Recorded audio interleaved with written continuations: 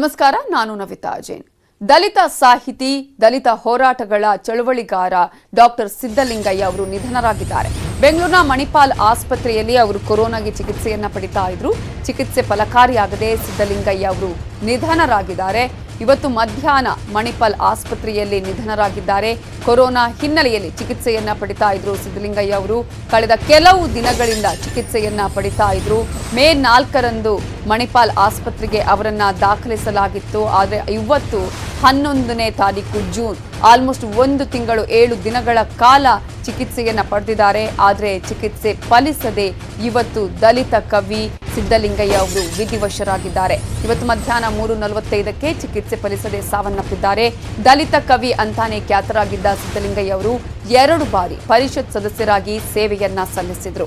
ಇನ್ನು ಕೊರೋನಾದಿಂದ 1 ತಿಂಗಳ ಹಿಂದೆನೇ ಅವರು ಆಸ್ಪತ್ರೆಗೆ ದಾಖಲಾಗಿದ್ರು. ಶ್ವಾಸಕೋಶದ ಸೋಂಕು ಇದ್ದಿದ್ದರಿಂದ ಐಸಿಯುನಲ್ಲಿ ಅವರಿಗೆ ಚಿಕಿತ್ಸೆಯನ್ನ ನೀಡಲಾಗ್ತಾ ಇತ್ತು. ಆದರೆ ಇಂತಹ ಸಂದರ್ಭದಲ್ಲಿ ಚಿಕಿತ್ಸೆ ಕೂಡ ಫಲಿಸಲಿಲ್ಲ. ಕಳೆದ 1 ತಿಂಗಳಿಂದ ಕೊಡ್ತಾ ಇದ್ದಂತಹ ಚಿಕಿತ್ಸೆ ಫಲಿಸದೆ ಇವತ್ತು ಮಧ್ಯಾಹ್ನ 3:45 ಸರಿಯಾಗಿ ಮಣಿಪಾಲ ಆಸ್ಪತ್ರೆಯಲ್ಲಿ ಕೊನೆ ಉಸಿರೆಳೆದಿದ್ದಾರೆ ಡಾಕ್ಟರ್ ಸಿದ್ದಲಿಂಗಯ್ಯ ಅವರು. ಅನೇಕ ದಲಿತ ಹೋರಾಟಗಳು ಮಾತ್ರ ಅಲ್ಲ, ಯಾವುದೇ ರೀತಿಯಲ್ಲೂ ಎಂತಹದ್ದೇ ಸಿಚುವೇಶನ್ ಇದ್ರೂ ಕೂಡ ಅನ್ಯಾಯ ಅಂತ ಕಂಡು ಬಂದಂತಹ ಸಂದರ್ಭದಲ್ಲಿ ಅಲ್ಲಿ ಹೋರಾಟಕ್ಕೆ ಮುಂಚೂಣಿಯಲ್ಲಿಡ್ತಾ ಇದ್ರು. ಜೊತೆಗೆ ದಲಿತ ಕವಿ ಅಂತಾನೆ ಪ್ರಖ್ಯಾತಿಯನ್ನ ಪಡೆದಂಥವರು. ಯಾಕಂದ್ರೆ ಅವರ ಒಂದು ಸಾಹಿತ್ಯದ ಮೂಲಕನೇ ಅವರು ಅನೇಕ ಚಳವಳಿಗಳನ್ನ ಮಾಡಿದವರು. ಇನ್ನು ಇವತ್ತು ನಮ್ಮೆಲ್ಲರನ್ನ ಅಗಲಿದ್ದಾರೆ. ಇದರ ಬಗ್ಗೆ ಮಾತನಾಡೋದಕ್ಕೆ ಸಾಹಿತಿ ಆಗಿರುವಂತಹ ಬರಗೂರು ರಾಮಚಂದ್ರಪ್ಪ ಅವರು ನಮ್ಮ ಜೊತೆ ಈಗ ಫೋನ್ ಸಂಪರ್ಕದಲ್ಲಿದ್ದಾರೆ. ನಮಸ್ತೆ ಸರ್. ನಮಸ್ತೆ ಮೇಡಮ್. ಕಳೆದ 1 ತಿಂಗಳಿಂದ ಚಿಕಿತ್ಸೆ ಪಡಿತಾ ಇದ್ರು, ವಿಧಿವಶರಾಗಿದ್ದಾರೆ ಡಾಕ್ಟರ್ ಸಿದ್ದಲಿಂಗಯ್ಯ ಅವರು. ಅವರನ್ನ ಈ ಒಂದು ಸಾಹಿತ್ಯದ ಸಂದರ್ಭದಲ್ಲಿ ಅದರಲ್ಲೂ ಕೂಡ ನಾವು ಗಮನಿಸಬಹುದು. ಸಾಹಿತ್ಯದ ಹಿನ್ನೆಲೆಯಲ್ಲಿ ನಾವು ನುಡಿ ನಮನವನ್ನ ಅರ್ಪಿಸೋದಾದ್ರೆ ಸಿದ್ದಲಿಂಗಯ್ಯನವರ ಅಗಲಿಕೆ ಬಹಳ ದುಃಖಕರವಾದ್ದು. ಅದು ಕೇವಲ ಸಾಹಿತ್ಯ ಕ್ಷೇತ್ರಕ್ಕೆ ಆದ ನಷ್ಟ ಅಂತಲ್ಲ, ನನಗೆ ವೈಯಕ್ತಿಕವಾಗಿ ಸಹ ನನಗೆ ಆ ನೋವು ಜಾಸ್ತಿ ಇದೆ. ಕಾರಣ ಇಷ್ಟೇನೆ, ಅವರು ನಾನು ಹೊಸದಾಗಿ ಬೆಂಗಳೂರಿನ ಸರ್ಕಾರಿ ಕಲಾ ಕಾಲೇಜಿಗೆ ಅಧ್ಯಾಪಕ ಆಗಿ ಬಂದಾಗ ನನ್ನ ವಿದ್ಯಾರ್ಥಿಯಾಗಿದ್ರು ಅವರು. ಆ ವಿದ್ಯಾರ್ಥಿ ದಶೆಯಿಂದ ಇಲ್ಲಿವರೆಗೆ ಅಂದ್ರೆ ಸುಮಾರು 4.5 ದಶಕಗಳ ಕಾಲ ನಾನು ಅವರ ಒಡನಾಟದಲ್ಲಿ ಇದ್ದಂಥವನು. ಹಾಗಾಗಿ ಅವರ ಬದುಕಿನ ಅನೇಕ ಹಂತಗಳನ್ನ ನಾನು ಸಾಕ್ಷಿಯಾದಂಥವನು. ಆ ನಂತರ ಅಧ್ಯಾಪಕ ಆಗಿ ಅವರು, ನಾನು ಬೆಂಗಳೂರು ವಿಶ್ವವಿದ್ಯಾಲಯದ ಕನ್ನಡ ಅಧ್ಯಯನ ಕೇಂದ್ರದಲ್ಲಿ ಇದ್ದಾಗ ಅಲ್ಲಿಗೆ ಸಹೋದ್ಯೋಗಿಯಾಗಿ ಬಂದ್ರು. ಒಬ್ಬ ವಿದ್ಯಾರ್ಥಿ, ಸಹೋದ್ಯೋಗಿ, ಸ್ನೇಹಿತ, ಕವಿ, ಹೀಗೆ ಬೇರೆ ಬೇರೆ ಆಯಾಮಗಳಲ್ಲಿ ಆತ್ಮೀಯ ಆಗಿದ್ದಂತ ಸಿದ್ದಲಿಂಗಯ್ಯನವರನ್ನ ಕಳ್ಕೊಂಡಿರೋದು ನಿಜವಾಗೂ ವೈಯಕ್ತಿಕವಾಗಿಯೂ ನಷ್ಟ ಮತ್ತು ಸಾಹಿತ್ಯಿಕವಾಗಿಯೂ ಬಹಳ ದೊಡ್ಡ ನಷ್ಟ. ಅವರು ವಿದ್ಯಾರ್ಥಿ ದೆಸೆಯಿಂದಲೇನೆ ಈ ಪ್ರಖರವಾದಂತಹ ಚಿಂತನೆಗೆ, ಪ್ರಗತಿಪರವಾದಂತಹ ಕ್ರಿಯೆಗೆ ಇಳಿದಿದ್ದಂಥವ್ರು. ಅವರು 2ನೇ BA ಓದ್ತಾ ಇರುವಂತ ಸಂದರ್ಭದಲ್ಲಿ, ಏನೇನು 2ನೇ BA ಆನರ್ಸ್ ಓದ್ತಾ ಇರುವಂತ ಸಂದರ್ಭದಲ್ಲೇನೆ ಬೂಸಾ ಚಳವಳಿ ಅಂತ ಆರಂಭ ಆಗಿದ್ದು. ಬಸವಲಿಂಗಪ್ಪನವರು ಕನ್ನಡ ಸಾಹಿತ್ಯವನ್ನ ಬೂಸಾ ಅಂದ್ರು ಅಂತ ಹೇಳಿ ಪತ್ರಿಕೆಯಲ್ಲಿ ಬಂದು, ಅದು ಸರಿ ಇತ್ತೋ ಇಲ್ವೋ ಪತ್ರಿಕೆಯಲ್ಲಿ ಬಂತು. ಆಗ ಗಲಾಟೆಗಳು ನಡೆದಾಗ ಇವರು ಆ ಚಳವಳಿಯಲ್ಲಿ ಧುಮುಕಿದ್ದವು. ಅಷ್ಟೇ ಅಲ್ಲ, ಆಗ ಇವರ ಪ್ರಖರವಾಗಿ ಸಾರ್ವಜನಿಕ ಬದುಕಿಗೆ ಬಂದಂತವರು. ಮೂಲತಃ ಅಲ್ಲಿಂದ ಹಿಡಿದು ಇಲ್ಲಿಯವರೆಗೆ ಅವರು ಜನಸಾಮಾನ್ಯರ ಬಗ್ಗೆ, ದಲಿತರ ಬಗ್ಗೆ, ಬಡವರ ಬಗ್ಗೆ, ಕಾರ್ಮಿಕರ ಬಗ್ಗೆ ಚಿಂತನೆ ಮಾಡ್ತಾ ಬಂದಿದ್ದಾರೆ. ಅವರು ಬರೆದ ಎಷ್ಟೋ ಹಾಡುಗಳನ್ನ ಎಲ್ಲ ವೇದಿಕೆಗಳಲ್ಲಿ ಹಾಡ್ತಿರ್ತೇವೆ. ಯಾರಿಗೆ ಬಂತು, ಎಲ್ಲಿಗೆ ಬಂತು, 47ರ ಸ್ವಾತಂತ್ರ್ಯ ಅನ್ನೋ ಹಾಡು ಇವತ್ತಿಗೂ ಪ್ರಸಿದ್ಧಿಯಾಗಿದೆ ಅವರದು. ಅವರ ಮೊದಲ ಕವನ ಸಂಕಲನ ಕೊಲೆಮಾದಿಗರ ಹಾಡು ಅಂತ ತಂದಾಗ ಅದೊಂದು ರೀತಿ ಸಂಚಲನವನ್ನೇ ಉಂಟು ಮಾಡ್ತು. ಹೀಗೆ ಸಾಹಿತ್ಯದಲ್ಲೂ ಸಹ ಅಂದ್ರೆ ಸಾವಿರಾರು ನದಿಗಳು ಅವರ ಒಂದು ಪ್ರಬುದ್ಧವಾದ ಕವನ ಸಂಕಲನ, ಸಾವಿರಾರು ನದಿಗಳು ಅನ್ನೋದು. ಆಮೇಲೆ ಅನೇಕ ಪ್ರಸಂಗಗಳನ್ನ ತುಂಬಾ ಚೆನ್ನಾಗಿ ಕಟ್ಕೊಡ್ತಾ ಇದ್ದಂಥವ್ರು ಅವರು. ಮುಖ್ಯವಾಗಿ ವಿದ್ಯಾರ್ಥಿಯಾಗಿದ್ದಾಗನಿಂದ ಆನಂತರ ಸಹೋದ್ಯೋಗಿಯಾಗಿ ಹತ್ತಿರದಿಂದ ಬಲ್ಲಂತ ಒಬ್ಬ ಕವಿಯನ್ನ, ಸ್ನೇಹಿತರನ್ನ ಕಳ್ಕೊಂಡಿರೋದು ವೈಯಕ್ತಿಕವಾಗಿಯೂ ನೋವು ಮತ್ತು ಸಾಹಿತ್ಯಿಕವಾದಂತ ನಷ್ಟ. ಇಷ್ಟು ಬೇಗ ಅವರು ಅಗಲಬಾರದಿತ್ತು ಅಂತ ಅನ್ಸುತ್ತೆ. ಸರ್, ಅವರ ಅನಾರೋಗ್ಯದ ಬಗ್ಗೆ ನಿಮ್ಗೆ ಗಮನಕ್ಕೆ ಬಂದಿತ್ತಾ ಸರ್? ಬಂದಿತ್ತು. ಅವರು ಮೊದಲು ಕೊರೋನಾ ಆಗಿ ಅವರಿಗೆ, ಅವರ ಪತ್ನಿ ಮತ್ತು ಅವರ ಕಾರಿನ ಚಾಲಕ 3 ಜನಕ್ಕಾಗಿ ಇವ್ರ ಪತ್ನಿ ಶಂಕರಪುರದಲ್ಲಿರುವಂತ ಆಸ್ಪತ್ರೆಗೆ ಸೇರಿದ್ರು ಆಗ. ಹ್ಮ್ ಹ್ಮ್ ಇವ್ರ ಪತ್ನಿ ಗುಣಮುಖರಾಗಿ ಹೊರಗಡೆ ಹೋದ್ರು. ಅವರು ನನ್ನ ವಿದ್ಯಾರ್ಥಿ. ಇವ್ರ ಪತ್ನಿ MA ಓದ್ತಾ ಇರುವಾಗ ಅವರು ನನ್ನ ವಿದ್ಯಾರ್ಥಿಯಾಗಿದ್ದವರು. ಹ್ಮ್ ಸೊ ಆನಂತರ ಇವರಿಗೆ ಗಂಭೀರವಾದ ಸ್ಥಿತಿ ಬಂದದ್ರಿಂದ ಮಣಿಪಾಲ್ಗೆ ಇವರನ್ನ ಸ್ಥಳಾಂತರಿಸ್ತಾರೆ. ಹ್ಮ್ ಹ್ಮ್ ಸೊ ಅಲ್ಲಿಂದ ನನಗೆ ಮಾಹಿತಿಯನ್ನ ಒಬ್ರು ಶಾಮರಾವ್ ಅಂತ ನನ್ನ ವಿದ್ಯಾರ್ಥಿ, ಸಿದ್ಧಲಿಂಗಯ್ಯನವ್ರಿಗೂ ವಿದ್ಯಾರ್ಥಿ, ಆಮೇಲೆ ಶ್ರೀನಿವಾಸ್ ಕಪ್ಪಣ್ಣ, ಅವ್ರ ಹೆಸರು ಕೇಳಿರ್ತೀರಿ ನೀವು ಸಾಕಷ್ಟು. ಸೊ ಅವರು ನಿರಂತರವಾಗಿ ಅವರ ಆರೋಗ್ಯದ ಬಗ್ಗೆ ಈ 1 ತಿಂಗಳಿಂದ ಮಾಹಿತಿಯನ್ನ ಕೊಡ್ತಾ ಇದ್ರು. ಕೆಲವು ಏರುಪೇರು ಆಗ್ತಾ ಇತ್ತು, ಚೇತರಿಸ್ಕೊಳ್ತಿದ್ದಾರೆ ಅನ್ನೋ ಸುದ್ದಿ ಬರ್ತಾ ಇತ್ತು. 1-2 ದಿವಸ ಆದ್ಮೇಲೆ ಮತ್ತೆ ಚೇತರಿಕೆ ಇಲ್ಲ ಅಂತ ಬರ್ತಿತ್ತು. ಇತ್ತೀಚೆಗೆ 4-5 ದಿವಸದಿಂದ ಸ್ಟೇಬಲ್ ಆಗಿದ್ದಾರೆ ಅಂತ ಬಂತು. ಸೊ ಹಾಗಾಗಿ ವೆಂಟಿಲೇಟರ್ ಅಲ್ಲೇ ಸುಮಾರು ಈ 3 ವಾರದಿಂದ ಇದ್ರು ಅಂತ ಅಂದ್ರೆ ಬಹಳ ಗಂಭೀರವಾದ ಸ್ಥಿತಿಯನ್ನೇ ಅವರು ಎದುರಿಸಿದ್ರು. ಸೊ ದಿನೇ ದಿನೇ ಅವರು ಇದನ್ನ ಕೇಳ್ತಾ ಇದ್ವಿ. ಅವ್ರ ಏರಿಳಿತಗಳು, ಆರೋಗ್ಯದ ಏರಿಳಿತಗಳು ಅಂದ್ರೆ ಕೊರೋನಾ ಬಂದು ಅವರನ್ನ ಬಲಿ ತಗೊಂಡಿದ್ದು ಬಹಳ ದುಃಖಕರವಾದ ಸಂಗತಿ. ನಿಜ. ಒಂದ್ ಕಡೆ ಇಂತಹ ಸಂದರ್ಭ, ಮತ್ತೊಂದ್ ಕಡೆ ಈಗಾಗಲೇ ಅನೇಕ ರೀತಿಯಲ್ಲಿ ಇನ್ನೂ ಕೂಡ ಚಳವಳಿಗಳಲ್ಲಿ ಪಾಲ್ಗೊಳ್ತಾ ಇದ್ರು ಅವರು. ನೀವು ಹೇಳಿದ ಹಾಗೆ ಒಂದು ಬಂಡಾಯದ ಸಾಹಿತ್ಯದ ಇತಿಹಾಸ ಇವರ ಹೆಸರನ್ನ ಉಲ್ಲೇಖ ಮಾಡದೆ ಶುರುವಾಗೋದಕ್ಕೆ ಸಾಧ್ಯನೇ ಇಲ್ಲ ಅಂತ ಹೇಳಿ. ಬಂಡಾಯ ಸಾಹಿತ್ಯ ಸಮ್ಮೇಳನ ಅಂತ ನಡೆದಾಗ ನಾನು, ಇವರು, DR ನಾಗರಾಜು, ಕಾಳೇಗೌಡ ನಾಗವಾರ ಇವರೆಲ್ಲ ಸಂಚಾಲಕರಾಗಿ ಮೊದಲ ಬಂಡಾಯ ಸಾಹಿತ್ಯ ಸಮ್ಮೇಳನ ಮಾಡಿದ್ದು. ಮೊಟ್ಟ ಮೊದಲ ಸಂಚಾಲಕರು ಬಂಡಾಯ ಸಾಹಿತ್ಯ ಸಂಘಟನೆಗೆ ನಾನು, ಸಿದ್ಧಲಿಂಗಯ್ಯನವರು ಮತ್ತು ಇಂದು ಧರವನ್ನಾಪುರ ಅವರು. ಸೊ ಹಾಗಾಗಿ ಬಂಡಾಯ ಸಾಹಿತ್ಯ ಸಂಘಟನೆ ಜೊತೆಗೆ ದಲಿತ ಸಂಘರ್ಷ ಸಮಿತಿ ಜೊತೆಗೆ ಸಮುದಾಯ ಸಂಘಟನೆ ಜೊತೆಗೆ ಈ ತರ ಸಂಘಟನೆ ಜೊತೆಗೆಲ್ಲ ಅವ್ರಿಗೆ ನಿಕಟವಾದಂತ ಸಂಬಂಧ ಇತ್ತು. ದಲಿತ ಮೂಲದಿಂದ ಅವರು ಬಂದಿದ್ರಿಂದ ದಲಿತ ಕವಿ ಅಂತ ಕರಿತಾ ಇದ್ದದುಂಟು ಅವರನ್ನ. ಅಂದ್ರೆ ಸರ್, ಈಗ ದಲಿತರು ಬರುವರು ದಾರಿ ಬಿಡಿ, ಅವರ ಕೈಗೆ ರಾಜ್ಯ ಕೊಡಿ ಅನ್ನುವಂಥದ್ದು ಅದು ಎಷ್ಟರ ಮಟ್ಟಿಗೆ ಆಗ ಒಂದು ರೀತಿಯಲ್ಲಿ ಸಂಚಲನವೇ ಹುಟ್ಟಿಸಿರುವಂತದ್ದು ಅಂತ ಹೇಳಿ. ಹೌದೌದು. ಅದೇ ಅವರ ಮೊದಲ ಸಂಕಲನ ಇದೆಯಲ್ಲ, ಒಲೆಮಾದಿಗರ ಹಾಡು ಅಂತ ಈಗ ನೇರವಾಗಿ ಹೆಸರಿಡ್ಬೋದಾ ಅಂತ ಚರ್ಚೆ ಮಾಡಿದವರು ಉಂಟು.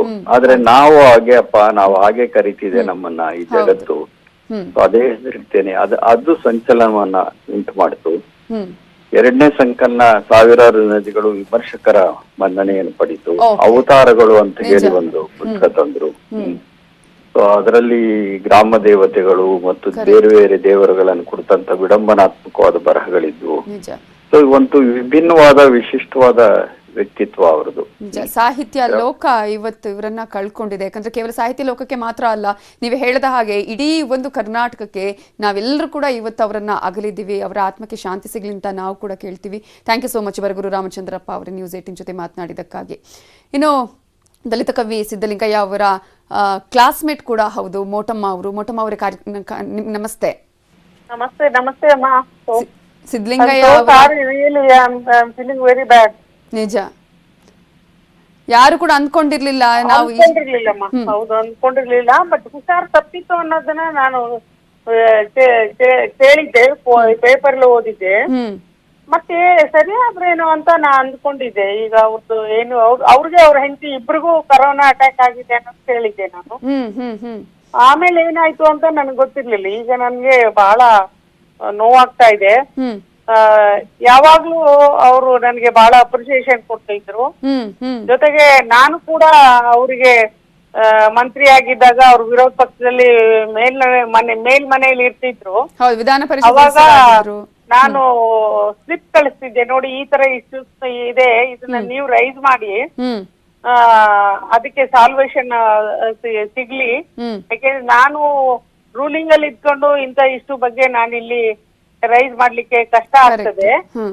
ದಯವಿಟ್ಟು ಸೀರಿಯಸ್ ಆಗಿ ಕೆಲವೊಂದು ಇಶ್ಯೂಸ್ ನ ನೀವು ಮಾತಾಡ್ಬೇಕು. ಈ ರಿಸರ್ವೇಶನ್ ಪ್ರಮೋಷನ್ ಬಗ್ಗೆ ಇನ್ನೊಂದು ಯಾವ್ದಾದ್ರ ಬಗ್ಗೆನೂ ನಾವು ಮಾತಾಡಿದ್ದೆ. ಆಯ್ತು ಮೇಡಮ್, ಖಂಡಿತ ಮಾತಾಡ್ತೀನಿ ಅಂತ ಕೆಲವು ವಿಷಯಗಳನ್ನ ಅವರು ಮಾತಾಡಿದ್ರು. ಇವತ್ತು ಅವರ ಧ್ವನಿ ಇರ್ಲಿದವ್ರಿಗೆ ಧ್ವನಿ ಕೊಟ್ಟವ್ರು ಅವ್ರ ಇದ್ರ ಮೂಲಕ, ಅವ್ರ ಬರವಣಿಗೆ ಧ್ವನಿ ಕೊಟ್ಟಿದ್ರು. ಇವತ್ತು ಆ ಧ್ವನಿನ ಅಡಗೋಗಿದೆ ಅಂತ ಹೇಳಿದ್ರೆ ತುಂಬಾ ಬೇಜಾರಾಗುತ್ತೆ ಕಣ್ರೆ, ತುಂಬಾ ಬೇಜಾರಾಗುತ್ತೆ. ನಾನು ನನ್ನ ಲೈಫ್ ಹಿಸ್ಟ್ರಿ ಬರಿತಾ ಇದ್ದೆ. ಅವಾಗ ನೀವು ನನ್ನ ಬಗ್ಗೆ ಏನ್ ಅನ್ಸಿದೆ ಅನ್ನೋದನ್ನ ನೀವು ಆಸ್ ಎ ಕ್ಲಾಸ್ಮೇಟ್ ಆಗಿ, ಆಸ್ ಎ ಪೊಲಿಟಿಷಿಯನ್ ಆಗಿ ನಿಮ್ಮ ಅಭಿಪ್ರಾಯನ ಒಂದು ವ್ಯಕ್ತಪಡಿಸಿ ಒಂದು ಲೇಖನ ಬರ್ಸ್ಕೊಡ್ರಿ ಅಂತ ಹೇಳಿದ್ದೆ. ಬಟ್ ಸರಿಯೋ ತಪ್ಪು ಅವರು ಕಳಿಸ್ಲಿಲ್ಲ. ಇವತ್ತು ಅವ್ರು ಇಲ್ಲ ಅಂತ ಹೇಳಿದ್ರೆ ಬೇಜಾರಾಗುತ್ತೆ. ಫಸ್ಟ್ ದಲಿತ ಸಂಘರ್ಷ ಸಮಿತಿ ಸ್ಟಾರ್ಟ್ ಆದಾಗ ಮುಂಚೂಣಿಲಿದ್ರು. ಕಾಳೇಗೌಡ ನಾಗವಾರು ಅವ್ರನ್ನ ನನಗೆ ಪರಿಚಯ ಮಾಡ್ಕೊಟ್ಟಿದ್ರೆ. ಆಕ್ಚುಲಿ ಅವರು ನನ್ನ ಕ್ಲಾಸ್ಮೇಟ್ ಅನ್ನೋದಕ್ಕಿಂತ 1 year ಜೂನಿಯರ್ ಅವ್ರು. 1 year ಜೂನಿಯರ್ ಇಂಟ್ರೊಡ್ಯೂಸ್ ಮಾಡ್ಕೊಟ್ಟಿದ್ರು ಕಾಳೇಗೌಡ ನಾಗವಾರ. ಆಮೇಲೆ ಒಡನಾಟ ಆರಂಭ ಆಗಿರೋದು ನಿಮ್ಮಿಬ್ಬರದ್ದು. ಹೌದು, ಅಲ್ಲಿಂದ ಒಡನಾಟ. ಅವರು ನಾವು ಫಸ್ಟ್ ಟೈಮ್ ಕ್ಲಾಸ್ಮೇಟ್ಸ್ ಅಥವಾ ಏನು ಕಾಲೇಜ್ ಮೇಟ್ಸ್ ಅಂತ ಹೇಳ್ಬೋದು, ಭೇಟಿಯಾಗಿದ್ದು ನಮ್ಮ ಜೂನಿಯರ್ಸ್ ನ ವೆಲ್ಕಮ್ ಮಾಡೋದು, ಸೀನಿಯರ್ಸ್ ನ ಸೆಂಡ್ ಅಪ್ ಮಾಡೋ ಕಾರ್ಯಕ್ರಮದಲ್ಲಿ ನಾವು ಸೇರಿ ಮಾತಾಡಿದ್ದು. ಆ ಸಂದರ್ಭದಲ್ಲೇ ಇಂತಹ ಚಿಂತನೆಗಳು ಅವರಲ್ಲಿ ಇತ್ತ? ಹೇಗೆ ಆ ಸಂದರ್ಭದಲ್ಲಿ ಇಂತಹ ಒಂದು ಪ್ರಖರ ಬರವಣಿಗೆ ಖಂಡಿತ ಇತ್ತು. ಯಾಕೆಂದ್ರೆ ನಾವು ಕಾಲೇಜ್ ಡೇಸ್ ಅಲ್ಲಿ ಇದ್ದಾಗ್ಲೇ ಅವರು ಈ ತರದ್ದೆಲ್ಲ ಅವರು ಪ್ರತಿಭಟನೆ, ಪುಸ್ತಕ ಬರೆಯೋದು ಅದೆಲ್ಲ ಅವರಲ್ಲಿ ಇತ್ತು ಅನ್ನೋದು ನನಗೆ ಗೊತ್ತಿತ್ತು. ಆದ್ರೆ ನನಗೆ ಸಂಪರ್ಕ ಸಿಕ್ಕಿರ್ಲಿಲ್ಲ, ಸಂಪರ್ಕ ಹೊಂದಿರ್ಲಿಲ್ಲ. ಕೆಲವೊಂದು ಸಂಘರ್ಷ ಸಮಿತಿ ಹೋರಾಟದ ಸಭೆಗಳಿಗೆ ಅವ್ರು ಬಂದಾಗ ಮಾತಾಡ್ತಿದ್ದೆ ಅಷ್ಟೇ, ಅಷ್ಟೊಂದು ಸಲಿಗೆ ಸದರ ಇರ್ಲಿಲ್ಲ. ಈಗ ಅವರು ವಿಧಾನ ಪರಿಷತ್ ಸದಸ್ಯರಾದ್ಮೇಲೆ ಮತ್ತೆ ಅಲ್ಲಿ ಡಿಪಾರ್ಟ್ಮೆಂಟ್ ಅಲ್ಲಿ ಅವರು ಪ್ರೊಫೆಸರ್ ಆದ್ಮೇಲೆ ಒಂದ್ ಸ್ವಲ್ಪ ಒಂದು ಆತ್ಮೀಯತೆ, ಒಂದು ಸಲಿಗೆ ಇತ್ತು. ಮತ್ತೆ ಸದರವಾಗಿ ಮಾತಾಡ್ತಿದ್ವಿ. ಅವ್ರ ಮಗಳು ಮದ್ವೆಗೆ ಕರೆದಿದ್ರು, ನಾ ಹೋಗಿದ್ದೆ. ಆಕ್ಚುಲಿ ಅವ್ರ ಮಗಳು ಡಾಕ್ಟರ್ ಅನ್ಸದ. ಇತ್ತೀಚೆಗೆ ಏನಾದ್ರು ಮತ್ತೆ ಮಾತನಾಡಿರೋದು, ಯಾವ್ದಾದ್ರು ವಿಚಾರಗಳನ್ನ ಅವ್ರು ಹಂಚಿಕೊಂಡಿದ್ರು, ಈ ತರ ಆಗ್ಬೇಕು ಅಥವಾ ಈ ಇಶ್ಯೂಸ್ ಗಳನ್ನ ನಾವು ರೇಸ್ ಮಾಡ್ಬೇಕು ಅನ್ನುವಂಥದ್ದನ್ನ? ಅವ್ರನ್ನ ನಾನು ಊರಿಗೆ ಕರೆದಿದ್ದೆ. ನಮ್ಮ ಡಾಕ್ಟರ್ ಅಂಬೇಡ್ಕರ್ ಅವರ ಒಂದು ಕಾರ್ಯಕ್ರಮವನ್ನ ಸಾರ್ವಜನಿಕ ವತಿಯಿಂದ ಅಂತ ಹೇಳಿ ನಾವೇ ದಲಿತೋತ್ಸವ ಅಂತ ಮಾಡ್ತಾ ಇದ್ವಿ, ಸರ್ಕಾರದ್ದಲ್ಲ. ಆಗ ಅವ್ರನ್ನ ಕರೆದಾಗ ಜಾನಪದ ನಾನು ಹಾಡ್ತಿದ್ನಲ್ಲ, ಅದಕ್ಕಾಗಿ ಜಾನಪದ ಅಲ್ಲಿ ಕುಣಿತ ಹಾಡುಗಳ ಸ್ಪರ್ಧೆ ಇರ್ತಿದ್ವು. ಓಕೆ, ಮೋಟಮ್ಮ ಅವರ ಕರೆ ಕಟ್ಟಾಗಿದೆ. ಅವರು ಹೇಳ್ತಾ ಇದ್ರು, ಅಂದ್ರೆ ತಮ್ಮ ವಿದ್ಯಾರ್ಥಿ ದೆಸೆಯಿಂದಲೇ ಇಂತಹ ಒಂದು ಚಳವಳಿಗೆ ಅವರು ಆಗ್ಲೇ ಹೋರಾಟವನ್ನ ಮಾಡ್ತಾ ಇದ್ರು. ಅದರಲ್ಲೂ ಎಲ್ಲರಿಗೂ ಕೂಡ ಒಂದು ರೀತಿಯಲ್ಲಿ ದಲಿತ ಕವಿ ಅಂತ ಕೇವಲ ಅವರು ಸಾಹಿತ್ಯ ಲೋಕಕ್ಕೆ ಮಾತ್ರ ಅಲ್ಲ, ಅದರಲ್ಲೂ ಕೂಡ ರಾಜಕಾರಣಿ ಕೂಡ ಆಗಿದ್ರು. ಯಾವ ರೀತಿಯಾಗಿ ಒಂದು ಕೆಲಸಗಳಾಗದ ಸಂದರ್ಭದಲ್ಲಿ ಅದನ್ನ ಪ್ರಖರವಾಗಿ ಹೇಳುವಂತಹ ಪ್ರಯತ್ನವನ್ನ ಮಾಡ್ತಾ ಇದ್ರು ಅಂತ. ಇಡೀ ಒಂದು ಸಾಹಿತ್ಯ ಲೋಕ ಮಾತ್ರ ಅಲ್ಲ, ಇಡೀ ಒಂದು ಕರ್ನಾಟಕದಲ್ಲಿ ಅನೇಕ ಚಳವಳಿಗಳನ್ನ ಮಾಡುವುದರ ಮೂಲಕ ಹೋರಾಟಗಾರರಾಗಿದ್ದಂತಹ ಸಿದ್ದಲಿಂಗಯ್ಯ ಅವರ ಸಾವು ಇಡೀ ಕರ್ನಾಟಕಕ್ಕೆ ಶಾಕಿಂಗ್ ಇದು. ಈ ಬಗ್ಗೆ ಮಾಜಿ ಸಿಎಂ ವಿಪಕ್ಷ ನಾಯಕರಾಗಿರುವಂತಹ ಸಿದ್ದರಾಮಯ್ಯ ಅವರು ಕೂಡ ಟ್ವೀಟ್ ಮಾಡಿ ಸಂತಾಪವನ್ನ ಸೂಚಿಸಿದ್ದಾರೆ. ಹಾಗೆಯೇ ಗ್ರಾಮೀಣಾಭಿವೃದ್ಧಿ ಸಚಿವರಾಗಿರುವಂತಹ ಈಶ್ವರಪ್ಪ ಅವರು ಕೂಡ ಟ್ವೀಟ್ ಮಾಡಿದ್ದಾರೆ, ಸಂತಾಪವನ್ನ ಸೂಚಿಸಿದ್ದಾರೆ. BS ಯಡಿಯೂರಪ್ಪ ಅವರು ಮುಖ್ಯಮಂತ್ರಿಗಳು ಅವರು ಕೂಡ ಸಂತಾಪವನ್ನ ಸೂಚಿಸಿದ್ದಾರೆ ಟ್ವೀಟ್ ಮಾಡಿ. ಈಗಾಗಲೇ ಇಡೀ ಒಂದು ಕರ್ನಾಟಕದಾದ್ಯಂತ ತಮ್ಮ ಸಾಹಿತ್ಯ ಲೋಕ ಮಾತ್ರ ಅಲ್ಲ, ಯಾವುದೇ ಹೋರಾಟಗಳ ಮುಂಚೂಣಿಯಲ್ಲಿದ್ದವರು ಸಿದ್ದಲಿಂಗಯ್ಯ ಅವರನ್ನ ಇವತ್ತು ಕಳೆದುಕೊಂಡಿದ್ದೀವಿ. ಇನ್ನು ಉಳಿದ ಅಪ್ಡೇಟ್ಸ್ ನೋಡೋಣ ಬ್ರೇಕ್ ಆದ್ಮೇಲೆ.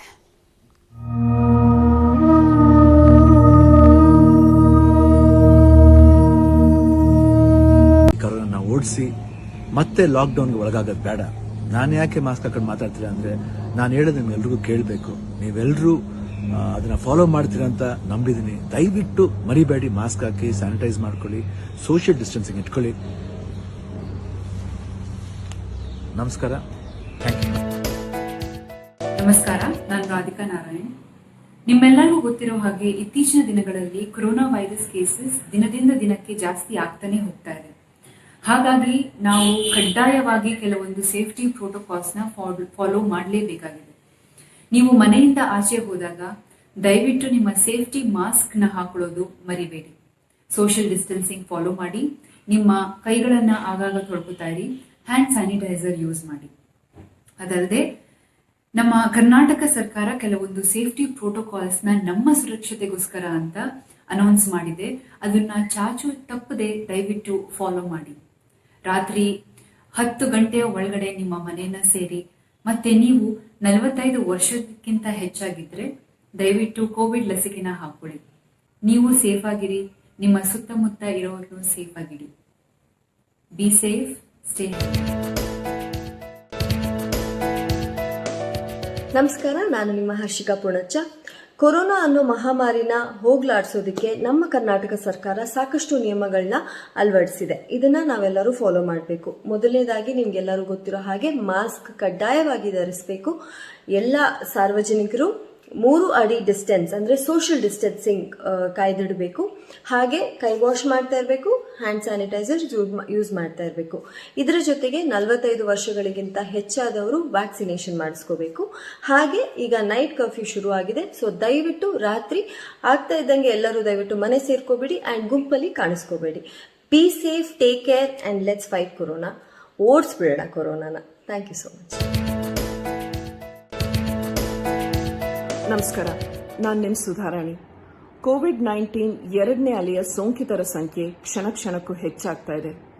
ಆಸ್ ಅ ರೆಸ್ಪಾನ್ಸಿಬಲ್ ಸಿಟಿಸನ್ಸ್ ನಾವು ಎಲ್ಲ ಗೈಡ್ಲೈನ್ಸ್, ರೂಲ್ಸ್ ಅಂಡ್ ರೆಗ್ಯುಲೇಷನ್ಸ್ನ ಫಾಲೋ ಮಾಡಬೇಕು. ಅದು ನಮ್ಮ ಜವಾಬ್ದಾರಿ ಹಾಗೂ ಕರ್ತವ್ಯ ಕೂಡ.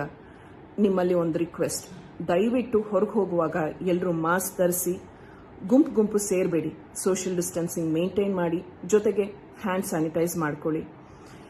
ಸರ್ಕಾರದವರು 45 ವರ್ಷ ಮೇಲ್ಪಟ್ಟವ್ರು ಎಲ್ರಿಗೂ ವ್ಯಾಕ್ಸಿನೇಷನ್ ಕೊಡ್ತಾ ಇದ್ದಾರೆ. ಎಲ್ಲರೂ ತಪ್ಪದೆ ಈ ವ್ಯಾಕ್ಸಿನೇಷನ್ ಹಾಕಿಸ್ಕೊಳ್ಳಿ. ಇದ್ರ ಬಗ್ಗೆ ಹಲವಾರು ಜನಕ್ಕೆ ತಪ್ಪು ಮಾಹಿತಿಗಳಿದೆ. ಅದು ಯಾವುದಕ್ಕೂ ಕಿವಿಗೊಡದೆ ಈ ವ್ಯಾಕ್ಸಿನೇಷನ್ ತಗೊಳ್ಳಿ. ಯಾಕೆಂದ್ರೆ ಇದರಿಂದ ಕಾಯಿಲೆಯ ತೀವ್ರತೆ ಕಡಿಮೆ ಆಗುತ್ತೆ, ಜೊತೆಗೆ ಡೆತ್ ರೇಟ್ ಕೂಡ ಕಡಿಮೆ ಆಗುತ್ತೆ.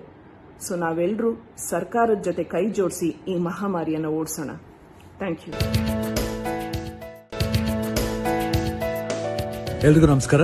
ನಿಮ್ಮೆಲ್ರಿಗೂ ಗೊತ್ತೇ ಇದೆ, ಕರೋನಾ ಎರಡನೇ ಅಲೆ ಸ್ಟಾರ್ಟ್ ಆಗ್ತಾ ಇರೋದು. ದಯವಿಟ್ಟು ಕೈ ಮುಗಿದು ಕೇಳ್ಕೊತಾ ಇದ್ದೀನಿ, ಪ್ರತಿಯೊಬ್ಬರೂ ಮಾಸ್ಕ್ನ ಹಾಕಿ ಈ ಕರೋನಾ ಓಡಿಸಿ. ಮತ್ತೆ ಲಾಕ್ಡೌನ್ಗೆ ಒಳಗಾಗೋದು ಬೇಡ. ನಾನು ಯಾಕೆ ಮಾಸ್ಕ್ ಹಾಕೊಂಡು ಮಾತಾಡ್ತೀರಾ ಅಂದ್ರೆ, ನಾನು ಹೇಳೋದು ನಿಮ್ಗೆಲ್ರಿಗೂ ಕೇಳಬೇಕು. ನೀವೆಲ್ಲರೂ ಅದನ್ನ ಫಾಲೋ ಮಾಡ್ತೀರಾ ಅಂತ ನಂಬಿದ್ದೀನಿ. ದಯವಿಟ್ಟು ಮರಿಬೇಡಿ, ಮಾಸ್ಕ್ ಹಾಕಿ, ಸ್ಯಾನಿಟೈಸ್ ಮಾಡ್ಕೊಳ್ಳಿ, ಸೋಷಿಯಲ್ ಡಿಸ್ಟೆನ್ಸಿಂಗ್ ಇಟ್ಕೊಳ್ಳಿ. ನಮಸ್ಕಾರ, ಥ್ಯಾಂಕ್ ಯು. ನಮಸ್ಕಾರ, ನಾನು ರಾಧಿಕಾ ನಾರಾಯಣ್. ನಿಮ್ಮೆಲ್ಲರಿಗೂ ಗೊತ್ತಿರೋ ಹಾಗೆ ಇತ್ತೀಚಿನ ದಿನಗಳಲ್ಲಿ ಕೊರೋನಾ ವೈರಸ್ ಕೇಸಸ್ ದಿನದಿಂದ ದಿನಕ್ಕೆ ಜಾಸ್ತಿ ಆಗ್ತಾನೆ ಹೋಗ್ತಾ ಇದೆ. ಹಾಗಾಗಿ ನಾವು ಕಡ್ಡಾಯವಾಗಿ ಕೆಲವೊಂದು ಸೇಫ್ಟಿ ಪ್ರೋಟೋಕಾಲ್ಸ್ನ ಫಾಲೋ ಮಾಡಲೇಬೇಕಾಗಿದೆ. ನೀವು ಮನೆಯಿಂದ ಆಚೆ ಹೋದಾಗ ದಯವಿಟ್ಟು ನಿಮ್ಮ ಸೇಫ್ಟಿ ಮಾಸ್ಕ್ನ ಹಾಕೊಳ್ಳೋದು ಮರಿಬೇಡಿ. ಸೋಷಿಯಲ್ ಡಿಸ್ಟೆನ್ಸಿಂಗ್ ಫಾಲೋ ಮಾಡಿ, ನಿಮ್ಮ ಕೈಗಳನ್ನು ಆಗಾಗ ತೊಳ್ಕೊತಾ ಇರಿ, ಹ್ಯಾಂಡ್ ಸ್ಯಾನಿಟೈಸರ್ ಯೂಸ್ ಮಾಡಿ.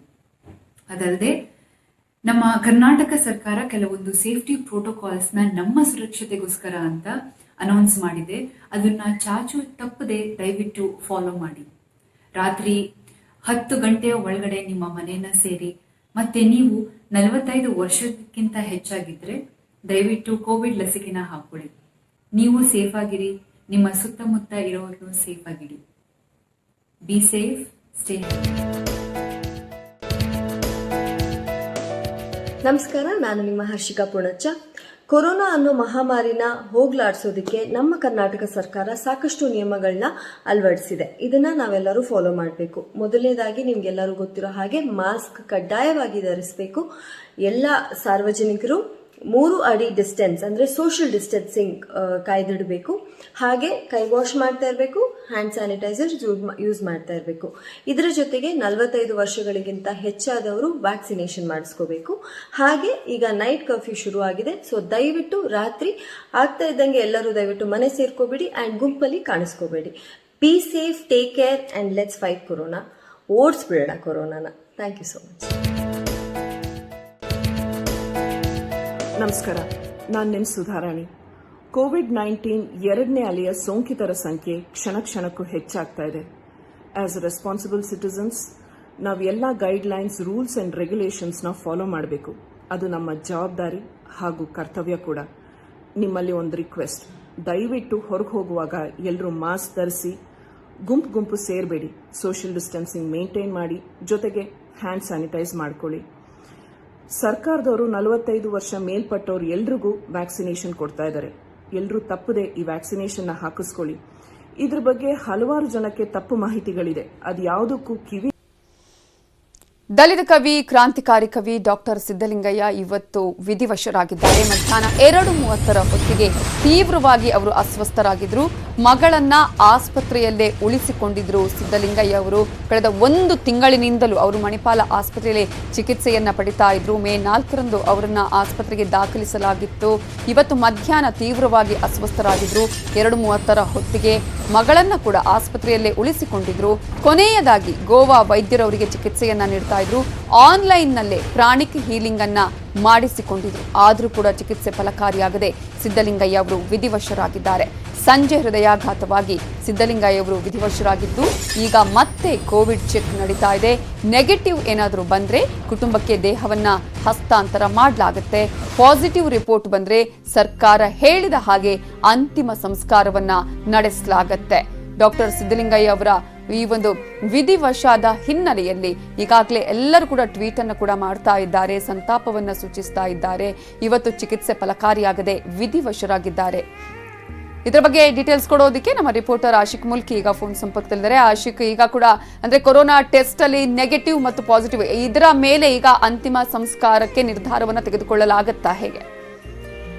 ಹೌದು, ಏನು ಮೇ 4ನೇ ತಾರೀಕು ಅವರು ಮಣಿಪಾಲ್ ಆಸ್ಪತ್ರೆಗೆ ಬಂದು ಅಡ್ಮಿಟ್ ಆಗಿರ್ತಾರೆ. ಅಲ್ಲಿ ಆ ಸಂದರ್ಭದಲ್ಲಿ ಪಾಸಿಟಿವ್ ಇದ್ರೂ ಕೂಡ ಅದಾದ ಬಳಿಕ ಅವರಿಗೆ ಟೆಸ್ಟ್ ಮಾಡಿಸಿರ್ಲಿಲ್ಲ. ಯಾಕೆ ಅಂತ ಹೇಳಿದ್ರೆ ಅವರಿಗೆ ಅಂದ್ರೆ ಆಸ್ಪತ್ರೆ ಒಂದು ಕ್ಲಾರಿಫಿಕೇಶನ್ ಕೊಟ್ಟಿದೆ ಈಗಾಗಲೇ. ಅವರಿಗೆ ಮಲ್ಟಿ ಆರ್ಗನ್ ಫೇಲ್ಯೂರ್ ಆಗಿತ್ತು, ಹೀಗಾಗಿ ಟೆಸ್ಟ್ ಮಾಡಿಸೋದಕ್ಕೆ ಸಾಧ್ಯ ಆಗಿಲ್ಲ ಅನ್ನುವಂಥದ್ದು. ಹೀಗಾಗಿ ಇವಾಗ ಏನು ಒಂದು ಹೃದಯಾಘಾತದಿಂದ ಸಾವನ್ನಪ್ಪಿದೆ ಅಂತಾನೂ ಕೂಡ ಹೇಳ್ತಿದ್ದಾರೆ. ಸಾವನ್ನಪ್ಪಿದ ಬಳಿಕ ಅವ್ರನ್ನ ಮತ್ತೆ ಒಂದು ಕೊರೋನಾ ಪರೀಕ್ಷೆಗೆ ಈಗಾಗಲೇ ಒಳಪಡಿಸಲಾಗಿದೆ. ಅದರ ಬಳಿಕ ಆ ಒಂದು ಪರೀಕ್ಷೆಯ ವರದಿ ಏನ್ ಬರುತ್ತೆ, ಆ ವರದಿಯ ಮೇಲೆ ಅವರ ಅಂತ್ಯ ಸಂಸ್ಕಾರದ ನಿಲುವು ನಿರ್ಧಾರ ಆಗ್ತಾ ಇರುವಂತದ್ದು. ಒಂದು ವೇಳೆ ಏನು ಪಾಸಿಟಿವ್ ಬಂದ್ರೆ ಏನು ಸರ್ಕಾರ ಈಗಾಗಲೇ ಏನು ಒಂದು ಪ್ರೋಟೋಕಾಲ್ ಜಾರಿಯಲ್ಲಿದೆ. ಸರ್ಕಾರದ ಅಂದ್ರೆ ಅದಕ್ಕೆ ಸಂಬಂಧಪಟ್ಟಂತವರ ಸಮ್ಮುಖದಲ್ಲಿ ಒಂದಿಷ್ಟು ಅಂದ್ರೆ ಕುಟುಂಬದ ಒಂದು 3-4 ಜನಕ್ಕೆ ಅವಕಾಶ ಕೊಟ್ಟು ಏನು ಈಗ ಕೊರೋನಾ ಪ್ರೋಟೋಕಾಲ್ ಪಾಲನೆ ಆಗ್ತದೆ ಅದರ ಪ್ರಕಾರ ಅಂತ್ಯ ಸಂಸ್ಕಾರ ಮಾಡುತ್ತಾರೆ. ಒಂದು ವೇಳೆ ನೆಗೆಟಿವ್ ಬಂದ್ರೆ ಆ ಬಾಡಿಯನ್ನ ಏನು ಮೃತ ಶರೀರವನ್ನ ಕುಟುಂಬಸ್ಥರಿಗೆ ಹಸ್ತಾಂತರ ಕೂಡ ಮಾಡ್ತಾರೆ. ಒಂದು ವೇಳೆ ಕುಟುಂಬಸ್ಥರಿಗೆ ಹಸ್ತಾಂತರ ಮಾಡಿದ್ರೆ ಅವರಿಗೆ ಅಂದ್ರೆ ಅವರ ಊರಿಗೆ ಮಾಗಡಿಗೆ ಅವ್ರನ್ನ ಕೊಂಡೋಗಿ ಅಂತ್ಯ ಸಂಸ್ಕಾರ ಮಾಡುವಂತ ಎಲ್ಲ ಸಾಧ್ಯತೆ ಇರುವಂತದ್ದು. ನವಿತಾ, ಈಗ ಒಂದ್ ಕಡೆ ಕೊರೋನಾದ ಬಗ್ಗೆ ಕೂಡ ಟೆಸ್ಟ್ ಆಗಿರ್ಲಿಲ್ಲ ಅನ್ನೋದನ್ನ ಹೇಳಿದ್ರಿ. ಸೊ ಅವರ ಆರೋಗ್ಯ ನೋಡ್ಕೊಳ್ಳೋದಕ್ಕೆ ಅವರ ಮಗಳು ಕೂಡ ಇದ್ರು ಆಸ್ಪತ್ರೆಯಲ್ಲಿ ಅಂತ ಹೇಳಲಾಗ್ತಾ ಇತ್ತು. ಎಕ್ಸಾಕ್ಟ್ ಆಗಿ ಯಾವ ರೀತಿಯ ಟ್ರೀಟ್ಮೆಂಟ್ ಗಳನ್ನ ಮಾಡ್ತಾರೆ ಅಂದ್ರೆ ಪ್ರಾಣಿಕ್ ಹೀಲಿಂಗ್ ಅನ್ನ ನಡೆಸ್ತಾ ಇದ್ರಾ, ಹೇಗೆ? ಹೌದು, ನಮಗೆ ಏನು ಇವತ್ತು 2:30 ಹೊತ್ತಿಗೆ ಅವರು ಒಂದು ಅಸ್ವಸ್ಥ ರೀತಿಯಲ್ಲಿ ಒಂದು ಮತ್ತೆ ಕಾಣಿಸ್ಕೊಂಡಿದ್ರು. ಅವರು ಅಂದ್ರೆ ಒಂದು 3 ದಿನಗಳ ಹಿಂದೆವರೆಗೂ ಕೂಡ ಅವರು ಎಲ್ಲಾ ರೀತಿಯಲ್ಲೂ ಒಂದು ಅಂದ್ರೆ ಮತ್ತೆ ಅವ್ರಿಗೆ ಆರೋಗ್ಯದಲ್ಲಿ ಏರಿಳಿತಗಳಾಗ್ತಾ ಇತ್ತು. ಈಗ ತಕ್ಷಣ ಇವತ್ತು ಮಗಳನ್ನ ನೋಡ್ಬೇಕು ಅನ್ನುವಂತ ಇಂಗಿತವನ್ನ ವ್ಯಕ್ತಪಡಿಸಿ ನಾನು ಮಾತನಾಡಿಸ್ತೀನಿ ಆಶಿಕ್, ಇದ್ರ ಬಗ್ಗೆ ಡೀಟೇಲ್ಸ್ ಪಡ್ಕೊಳ್ತೀನಿ. ನಮ್ ಜೊತೆ ಈಗ ಸಿದ್ದಲಿಂಗಯ್ಯ ಅವರ ಆಪ್ತರು, ಫ್ಯಾಮಿಲಿ ಅವರು ಕೂಡ ಆಗಿರುವಂತಹ ಹುಲಿಕುಂಟಯ್ಯ ಮೂರ್ತಿ ಅವರು ನಮ್ಮ ಜೊತೆ ಈಗ ಫೋನ್ ಸಂಪರ್ಕದಲ್ಲಿದ್ದಾರೆ. ನಮಸ್ತೆ.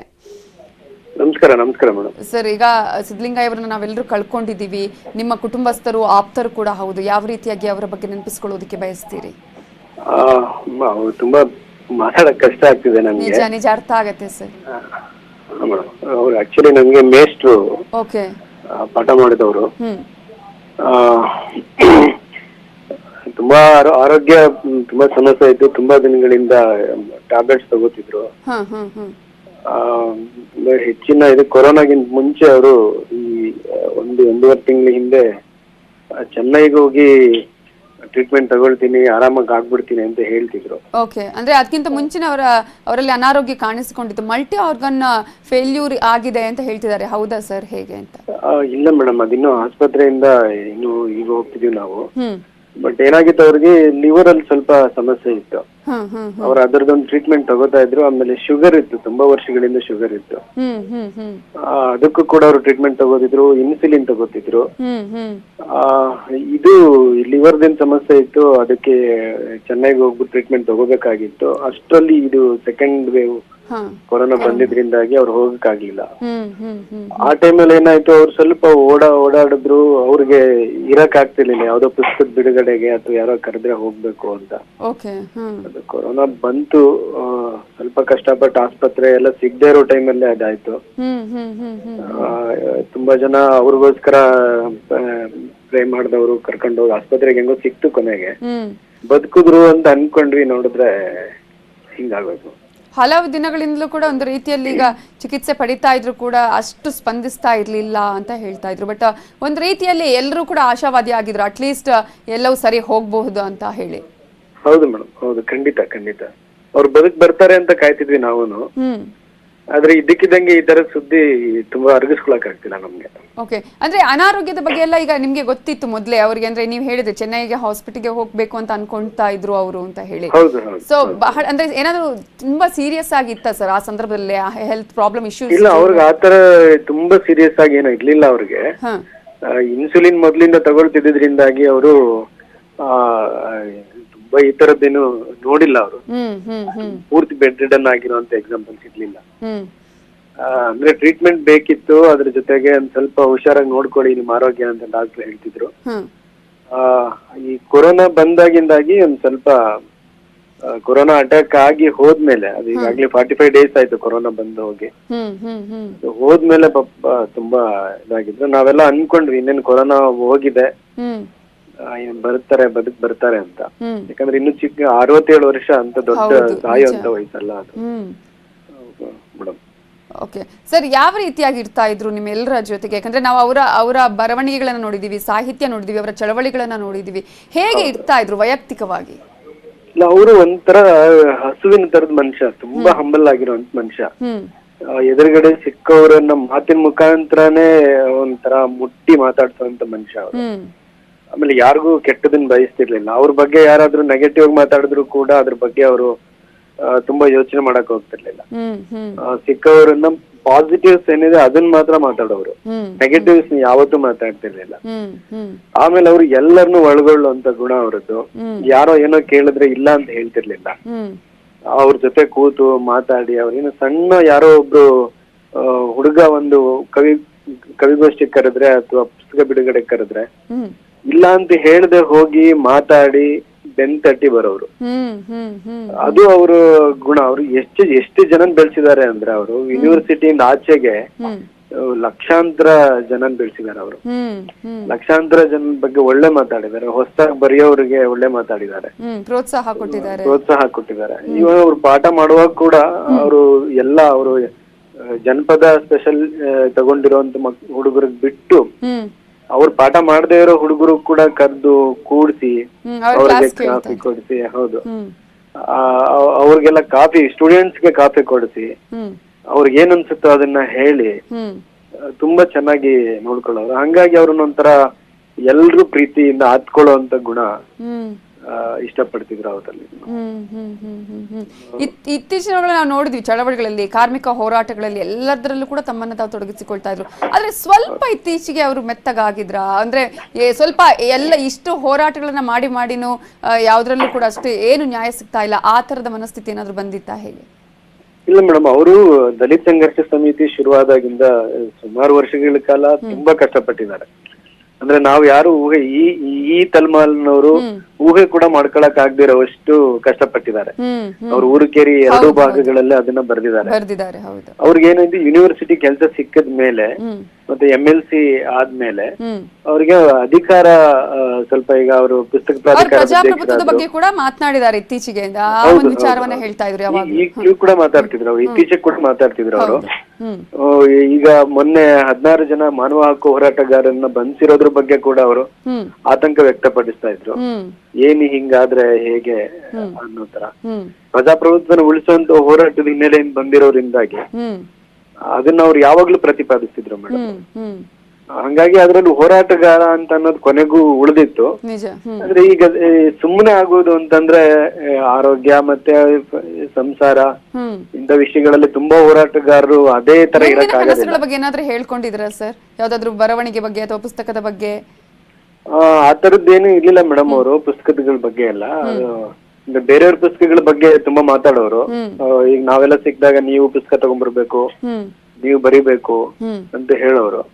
ಈಗ ರೀಸೆಂಟ್ ಆಗಿ 1.5-2 ತಿಂಗಳ ಹಿಂದೆ ಒಬ್ರು ಅಂಧ ಕವಿ ಒಬ್ರು ಮುದಿಗೆರೆ ರಮೇಶ್ ಕುಮಾರ್ ಅಂತ, ಅವ್ರಿಗೆ ಬೆನ್ ತಟ್ಟಿ ಅವ್ರ ಪುಸ್ತಕ ರಿಲೀಸ್ ಮಾಡಿ ಮಾತಾಡಿದ್ರು ಈಗ ಆಸ್ಪತ್ರೆಗೆ ಹೋಗೋದಕ್ ಮುಂಚೆ. ಈ ತರದ್ ಮಾಡೋರು ಅವ್ರಿಗೆ ಇನ್ನ ಬರೆದಿದ್ ಸಾಕಾಗಿತ್ತು ಅವ್ರಿಗೆ. ಇದಕ್ಕಿಂತ ಹೆಚ್ಚಾಗಿ ಈಗ ದಲಿತ ಸಂಘರ್ಷ ಸಮಿತಿಗಳೆಲ್ಲ ಒಟ್ಟಿಗೆ ಆಗೋದ್ರ ಬಗ್ಗೆ ಕೂಡ ಅವರು ಕನಸಿತ್ತು ಅವ್ರಿಗೆ. ಹೌದು. ಎಲ್ಲ ಒಂದಾಗ್ಬೇಕು, ಎಲ್ಲಾ ಹೋರಾಟಗಾರರು ಒಂದಾಗ್ಬೇಕು ಅಂತ ಒಂದು ಕನಸಿತ್ತು. ಆಮೇಲೆ ಕನ್ನಡದ ಬಗ್ಗೆ ಅವ್ರಿಗೆ ಒಂದು ವಿಶಿಷ್ಟವಾಗಿರೋ ಒಂದು ಪ್ರೀತಿ ಇತ್ತು. ಪ್ರಾಧಿಕಾರದ ಅಧ್ಯಕ್ಷರಾಗಿದ್ದರಿಂದ ಏನೋ, ಮತ್ತು ಕನ್ನಡದ ಕವಿ ಅಂತ ಗುರುತಿಸ್ಕೋತಿದ್ರು. ಅವ್ರು ಎಲ್ರು ದಲಿತ ಕವಿ ಅಂತಂದಾಗ ಅವರು ಇಲ್ಲ ನಾನು ಒಬ್ಬ ಕನ್ನಡದ ಕವಿ ಅಂತ ಹೇಳ್ತಿದ್ರು. ಈ ತರದ್ದೆಲ್ಲ ಅವರು ಇರ್ಬೇಕಾಗಿತ್ತು. ನಿಜ ನಿಜ. ಇಷ್ಟು ಬೇಗ ಅಗಲ್ತಾರೆ ಅಂತ ಯಾರು ಕೂಡ ಅಂದುಕೊಂಡಿರ್ಲಿಲ್ಲ. ಇಂತಹ ಒಂದು ಸಂದರ್ಭ, ಕೊರೋನಾ ಎಲ್ಲರನ್ನ ಕೂಡ ಯಾವ ರೀತಿಯಾಗಿ ತನ್ನ ತೆಕ್ಕೆಗೆ ತೆಗೆದುಕೊಳ್ತಾ ಇದೆ ಅಂತ ಹೇಳಿ ಸಾಹಿತಿ ಸಿದ್ದಲಿಂಗಯ್ಯ ಅವರು ಕೂಡ ವಿಧಿವಶರಾಗಿದ್ದಾರೆ. ಧನ್ಯವಾದಗಳು ಸರ್, ನಿಮ್ಮ ಅನಿಸಿಕೆಗಳನ್ನು ನಮ್ಮ ಜೊತೆ ಹಂಚಿಕೊಂಡಿದ್ದಕ್ಕಾಗಿ. ಈಗ ಒಂದು ಸ್ಮಾಲ್ ಬ್ರೇಕ್ ಆದ್ಮೇಲೆ ಉಳಿದ ಸುದ್ದಿ.